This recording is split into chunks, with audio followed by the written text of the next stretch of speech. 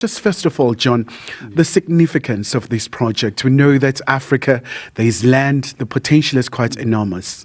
Absolutely, and I think that what you've seen as well is that food security is now also topping the world's agenda in all the multilateral forums, because people have seen the link between economic growth and agriculture, but also national security and food security.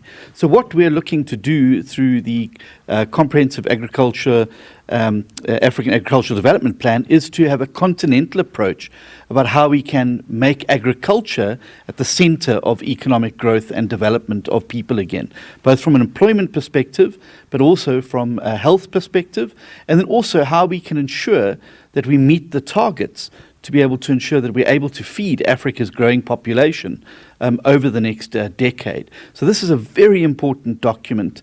Now what's required is for all of the participant countries in the African Union to look at ways how they can domesticate it now into their local agricultural products. And that's also what we're going to be doing in South Africa.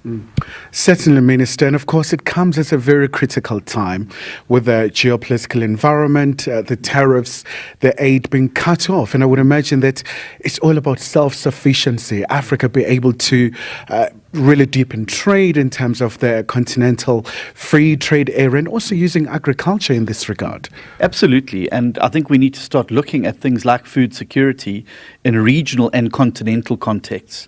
And I think that that's going to be fundamentally important. I think we've seen definitely a cutback on aid from some foreign donor countries.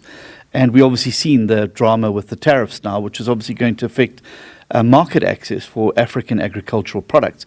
And so we do need to find ways as the African continent to navigate these new choppy waters. And I think that through regional integration and focusing on things like continental infrastructure, how do we move agricultural goods and products around the continent? This has been a challenge over many decades. And that's why you see such a large importation of food into Africa. We probably have more than enough to feed ourselves, but being able to move it around the continent is going to be important. So things like corridor development are going to have to be at the heart of the strategy for us to be able to move and trade. The African Continental Free Trade Agreement is great, but if you can't move the products between countries, it obviously makes it a lot more difficult and a lot more expensive.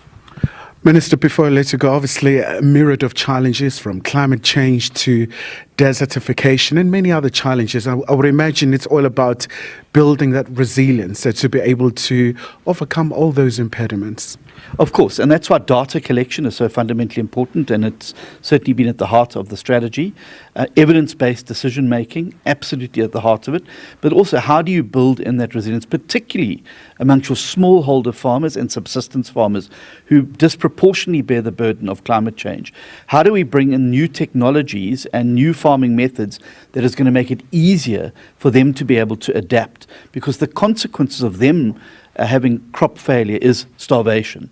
They literally need those crops to survive. And of course, your small-scale farmers are running these operations to make income.